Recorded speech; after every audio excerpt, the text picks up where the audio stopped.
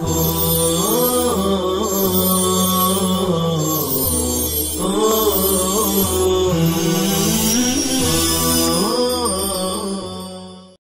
لله رب العالمين والصلاة والسلام على سيد الأنبياء والمرسلين محمد وآله وصحبه أجمعين۔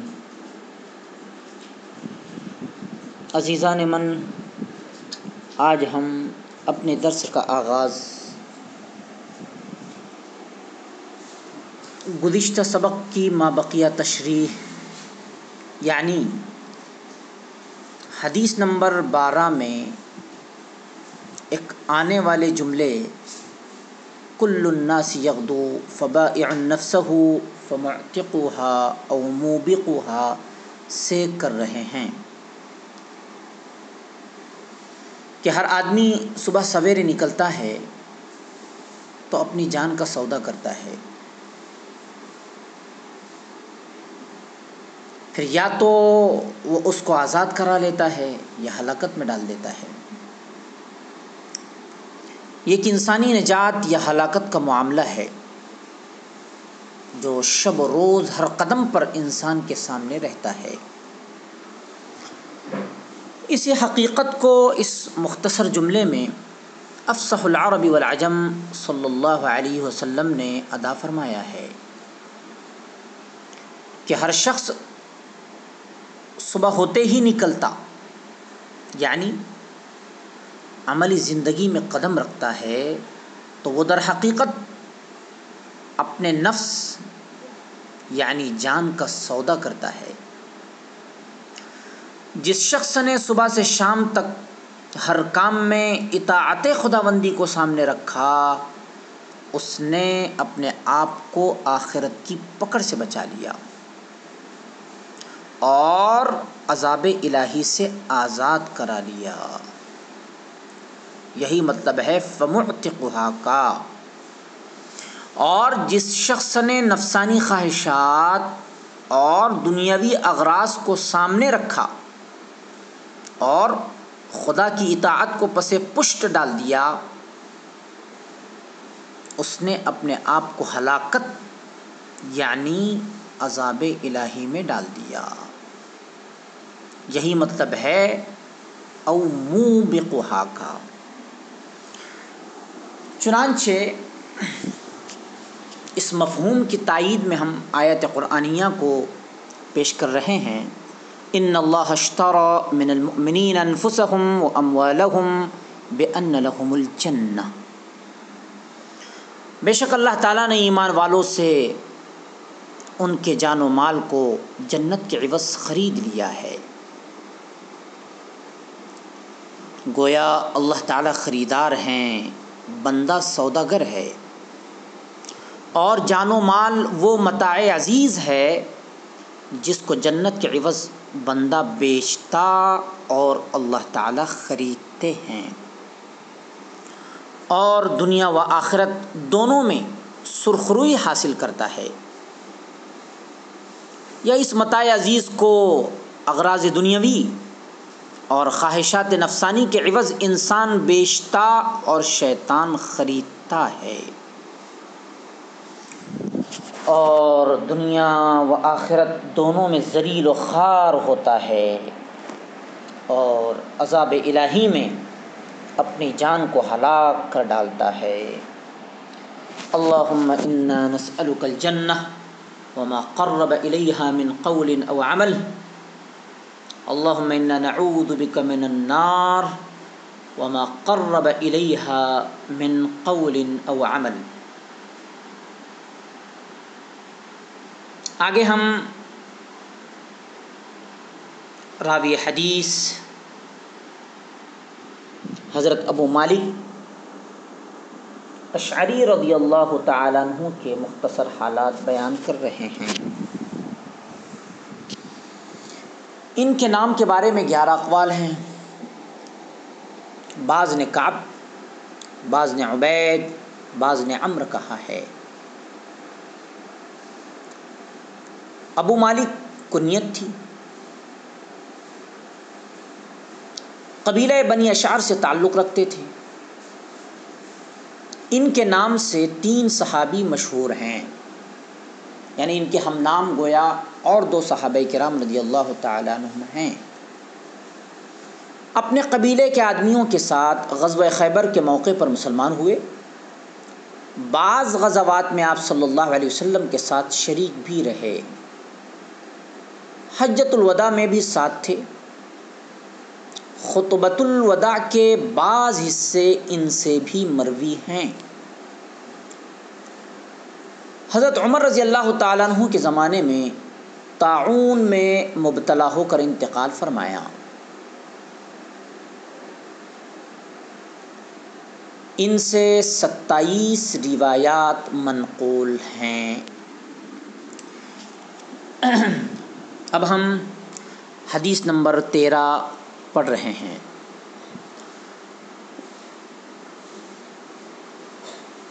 وعن ابی سعید سعد بن مالک بن سنان الخدری رضی اللہ تعالی عنہما ان اناسا من الانصار سألوا رسول اللہ صلی اللہ علیہ وسلم فأعطاهم ثم سألوه فأعطاهم حتى نفد ما عنده فقال لهم حين أنفق كل شيء بيده ما يكن عندي من خير فلن أدخره عنكم ومن يستعفف يعفه الله ومن يستغني يغنه الله ومن يتصبر يصبره الله وما أعطي أحد عطاء خيرا وأوسع من الصبر۔ حضرت ابو سعید خدری رضی اللہ تعالیٰ عنہ بیان کرتے ہیں کہ انصار کے کچھ لوگوں نے رسول اللہ صلی اللہ علیہ وسلم سے دستے سوال دراز کیا۔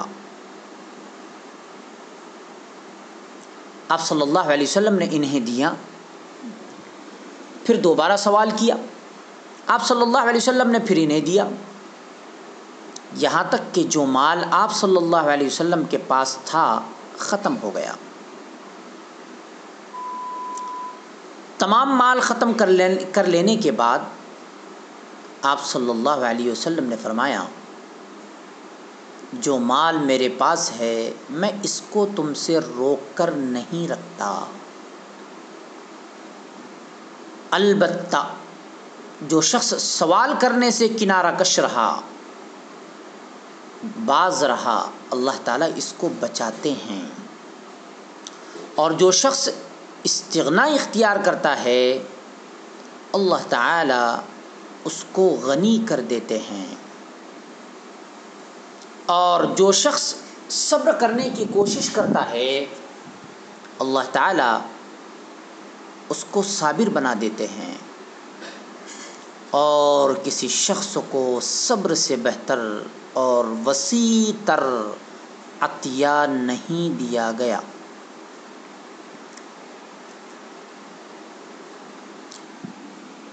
اعطا فعل ماضی واحد مذکر غائب کا صیغہ ہے، اعطاء مصدر ہے، باب فعال معنی دینا،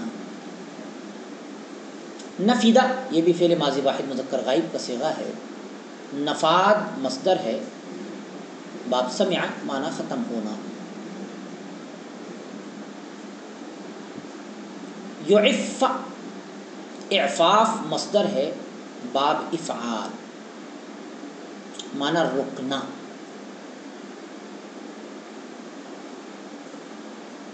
بچانا،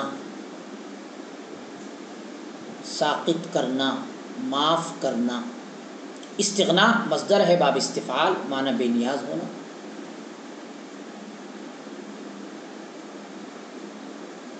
یتصبر باب تفعل معنی ہے بہادری سے برداشت کرنا، اسی طرح محاورہ ہے من صبر ظفر، جس نے صبر کیا کامیاب ہوا۔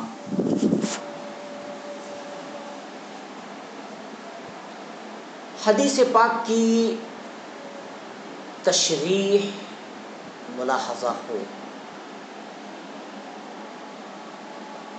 اس حدیث شریف میں صبر سے مراد یہ ہے کہ جو اللہ تعالیٰ نے دیا اس پر اکتفا کرنا اور زیادہ کی حرص و طمع سے بچنا ہے۔ صبر کا گویا اس حدیث پاک میں یہ مفہوم ہے، جس کو ہم قناعت کہتے ہیں کہ اللہ تعالیٰ نے جو دیا اس پر اکتفا کرے اور زیادہ کی حرص و طمع اور لالچ سے اپنے آپ کو بچائے، اسی کو قناعت کہا جاتا ہے، جس کو علم اخلاق اور شریعت کی اصطلاح میں قناعت کہتے ہیں۔ اور ادعیہ ماثورہ میں اس کی دعا ان الفاظ میں مانگنے کی تلقین کی گئی ہے۔ چنانچہ رسول اللہ صلی اللہ علیہ وسلم نے فرمایا، رسول اللہ صلی اللہ علیہ وسلم نے دعا کی، اللہم قنعنی بما رزقتنی،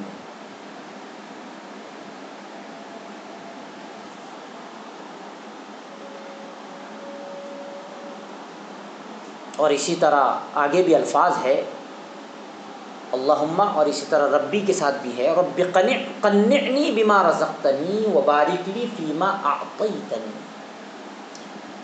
اے میرے رب جو تو نے مجھے روزی دی اس پر تو مجھے قناعت دے، اور جو تو نے مجھے دیا ہے اس میں برکت دے دے۔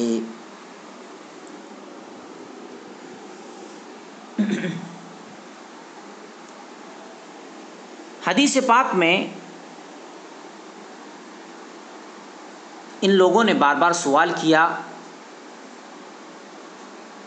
اور آپ صلی اللہ علیہ وسلم کے بارے میں یہ الفاظ کہ حتی نفد ما عنده، کہ آپ کے پاس جو کچھ بھی تھا وہ ختم ہو گیا۔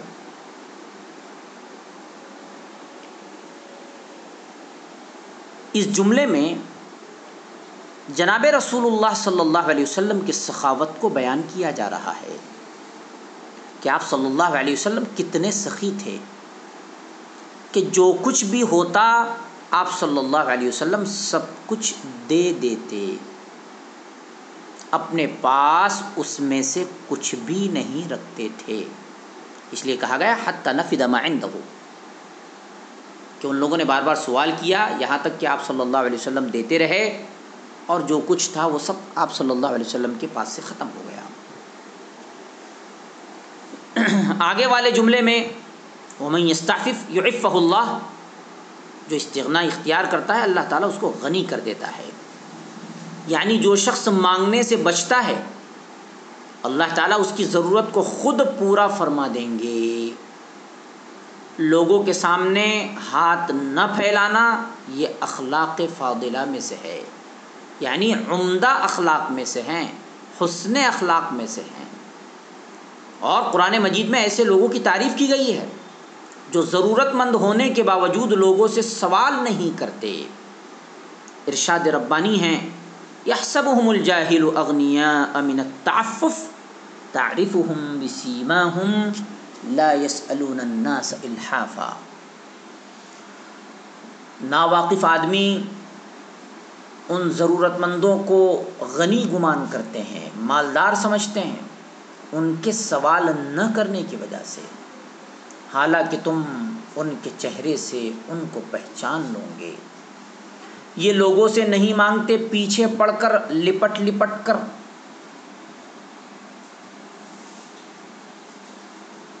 آگے جملہ آیا حدیث پاک میں وَمَن يَسْتَغْنِ يُغْنِهِ اللَّهُ، جو شخص استغنا اختیار کرتا ہے اللہ تعالیٰ اس کو غنی کر دیتے ہیں۔ جو لوگوں سے استغنا حاصل کرتا ہے یعنی اس کا ہاتھ اگرچہ خالی ہوتا ہے مگر اس کے دل کا اعتماد صرف اللہ ہی پر ہوتا ہے۔ اسی کو حدیث شریف میں دوسری جگہ فرمایا گیا فَإِنَّ الْغِنَىٰ غِنَى النَّفْسِ،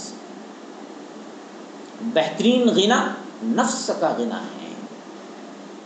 اسی بات کو بعض لوگوں نے اس طرح بھی تعبیر کیا ہے کہ الغنی هو الفقیر الی اللہ، اور قرآن کریم کی تائید بھی اس جملے سے ہوتی ہے، یعنی گویا یہ جملہ قرآن کریم کی آیت کریمہ کا نچوڑ اور خلاصہ ہے یا ایھا الناس انتم الفقراء الی اللہ، غنی وہ ہے جو صرف اللہ جل شانہ کا محتاج ہو۔